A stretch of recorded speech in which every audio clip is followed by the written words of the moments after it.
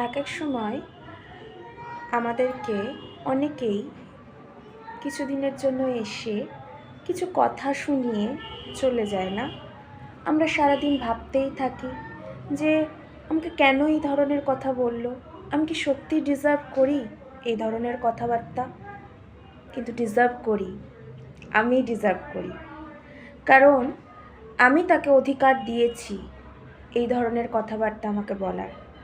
আমি তাকে আমার থেকে বেশি গুরুত্ব দিয়েছি, তাই জন্যেই সে আমাকে এত কথা বলেছে। তাই জন্য আমার মনে হয় জীবনে নিজের দুর্বলতা, নিজের উইকনেসের কথা কোনোদিনও কাউকে শেয়ার করতে নেই।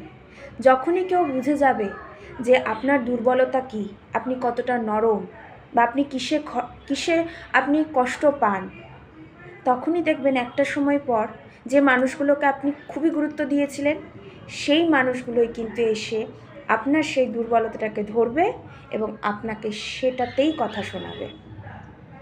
তাই আমার মনে হয় নিজের চারিপাশে একটা বাউন্ডারি বা লিমিটেশন রাখা দরকার। বলুক না আপনাকে অ্যারোগেন্ট, বলুক না আপনাকে অহংকারী, কিন্তু তাতে আপনি এফেক্টেড হবেন না।